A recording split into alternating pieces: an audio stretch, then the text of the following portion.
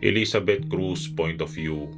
Malalim ang buntong hiningang pinakawalan ko habang hawak ang natanggap kong invitation. Malalaking mga letra na nakasulat doon na nakipagtinginan sa akin.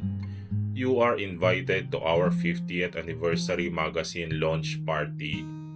Bakit kailangang may party pa? Miserable kong sabi. Bakit ba kung kailan gusto kong umiwas? At saka naman kami lalong pinaglalapit na dalawa. Think of it as a sign para tuluyan mo siyang makalimutan. Ganun naman talaga, hindi ba? Kailangan nasasaktan tayo para matuto. Kailangan nasasaktan para matanggap natin ang katotohanan. Komento ni Justin habang nakikipaglaro ng Jenga kay Cedric. Dahil natural na matalino ay natural na curious ang anak ko sa mga bagay-bagay. Ngunit madali rin siyang manawa kapag nasubukan na niya ang mga ito.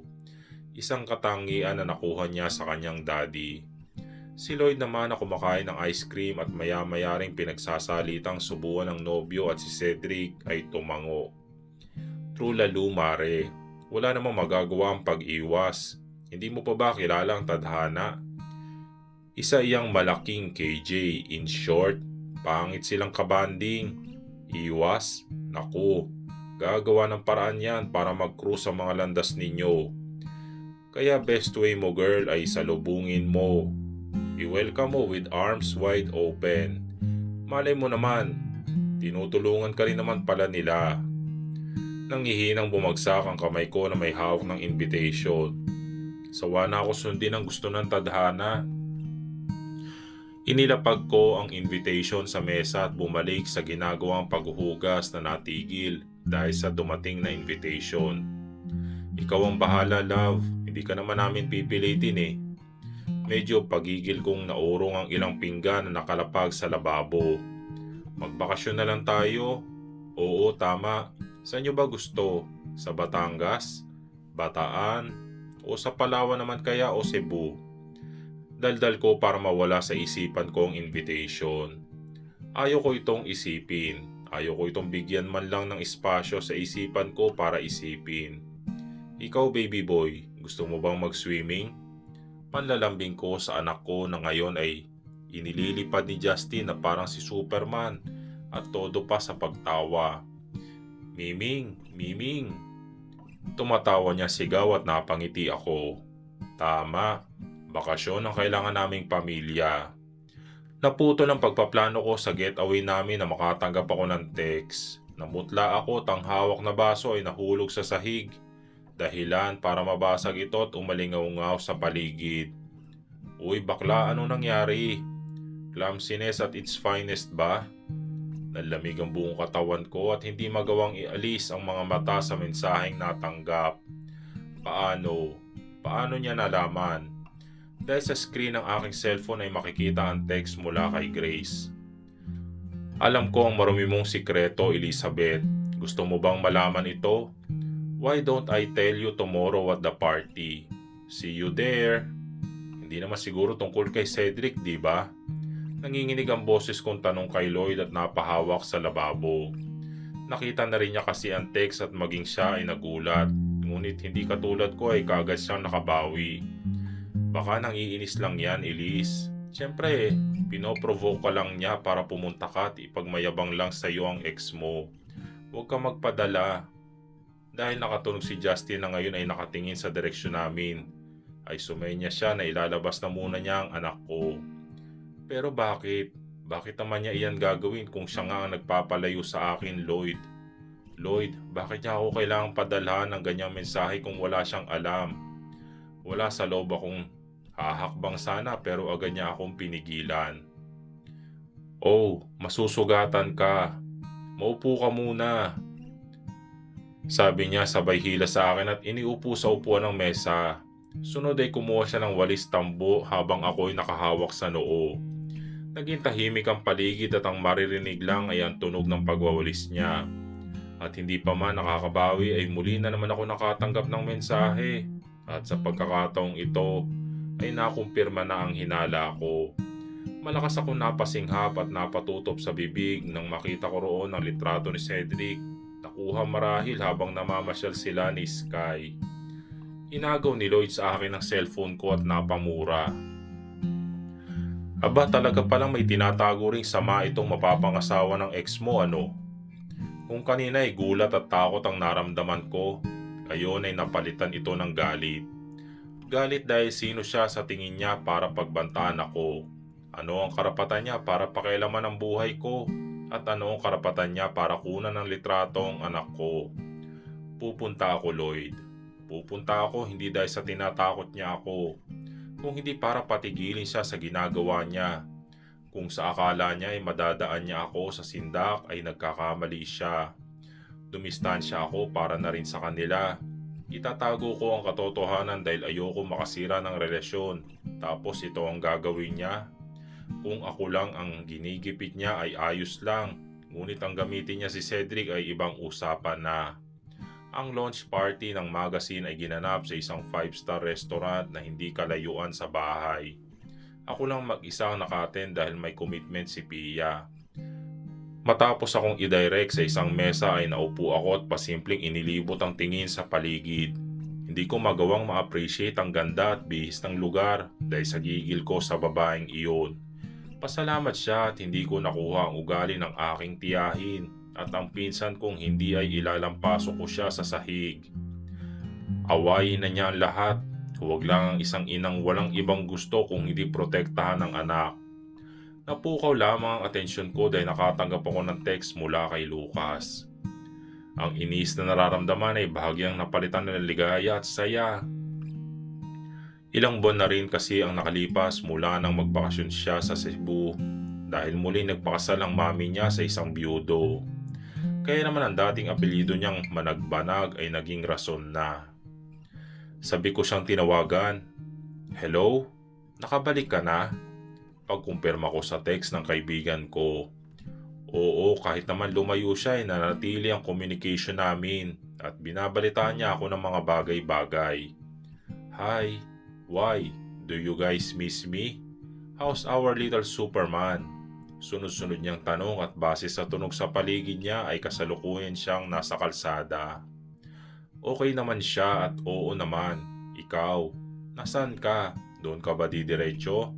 Namasyal lang sila sandali pero maya-maya ay uuwi na sila. Wait, wala ka sa bahay? Nagsimulang tumayo ang mga tao sa paligid at ilang sandali pa ay pumasok na ang dalawa. Oo, narito ako sa launch party ng magazine ng VEC. Lucas, ibababa ko na ang tawag ha. Magsisimula na kasi ang party. Pinutol ko ang tawag at ibinalik sa dalang bag ang cellphone. Nakipalakpakan ako at nagmagtama ang mga mata namin ni Grace ay ngumiti siya at kumaway. Hindi ako nag-abalang ngumiti man lamang kahit hindi totoo at halos hilahin na ang oras. Muling naupo ang lahat at nagsimula na ang programa. Ilang sandali pa ay nagkaroon ng countdown at ibinaba ang kurtinang tumatabing sa isang istante. Marahan akong pumalakpak na tumambad sa lahat ang cover ng magazine. Sa cover ay makikita ang sama-samang mukha ng mga artista at executives. Artistic ang pagkakagawa nito at maging ako man ay nagustuhan ng cover. May ilang waiter at waitress ang umiikot habang nagbibigay ng sarili naming kopya ng magazine. This wouldn't be possible without your help. For that, I would like to thank all of you. From the people behind it to the artists and models. Thank you all so much from the bottom of my heart. Sinimulan kong buklatin ang magazine at nasamyo ko ang bagong-bago nitong amoy. May 1 inch din siguro ang kapal nito. Natigil lamang ang ginagawa ko ng maiba ang boses na nagsasalita. Tumingin ako sa dalawa at nakita ko ang pagtataka sa mukha ni Godric habang nakatingin sa fiancé niya. Hello everyone. As this is such great night for all of us, allow me to make an announcement. Umpisa niya at maya-maya pa ay naluluhang hinawakan ng tiyan. I am pregnant with our first child. Nakabibinging palakpakan ang namayani at sunod-sunod na pagbati ang maririnig sa paligid. Mga bagay na tila dumoble sa aking pandinig at tila nabingi ako. Makikita ang pagkagulat sa mukha ni Godric bago ito napalitan ng saya at binuhat si Grace. May masayang pagtawa niya itong inikot-ikot sa harap ng mga tao. I'm going to be a dad. Thank you, baby. Thank you. Malakas na sigaw ni Godric at Natulala ako. Ang magazine na kanina lang ay binubuklat ko ay nahulog na sa lapag. Gulat, bighati at galit. Iyan ang mga emosyong nararamdaman ko sa mga sandaling ito. At nang pasimple niya ako tiningnan at nginisian ay natawa na lamang ako. Tawang walang mababakas na saya kung hindi pait. Ito pala. Ito pala ang nais niyang mangyari. Ito ang gusto niyang ipakita at isampal sa akin. Gusto niyang ipagmayabang sa akin na nagdadalang tao siya. Gusto niyang ipagmalaki sa akin ang reaksyon ni Godric. Ang reaksyong hindi ko naranasan mula sa kanya. At ang reaksyon na ninais kong makuha sa kanya kapag nakilala niya ang anak namin. Ngunit mukhang lalo yata lumalabo ang kagustuhan kong ito. Nang humupa ang kasiyahan ay hindi ko na namalayan pa kung paano ako muling nakaupo. Ang ilang kasama ko sa mesa ay nagsimulang buklatin ng magazine habang ako ay nakatulala. Paulit-ulit na naglalaro ang reaksyon ni Godric. Wala sa loob akong napatingin sa wallpaper ko kung saan makikita ang aking anak. Malungkot kong hinahaplo sa mukha niya. Anak, I'm sorry. I'm sorry kung hindi mo nararanasan ang ganoon. Noong pinagbubuntis pa lang kita. I'm sorry kung ipinagkait ko muna sa iyo ngayon ang karapatan mong makilala ang daddy mo.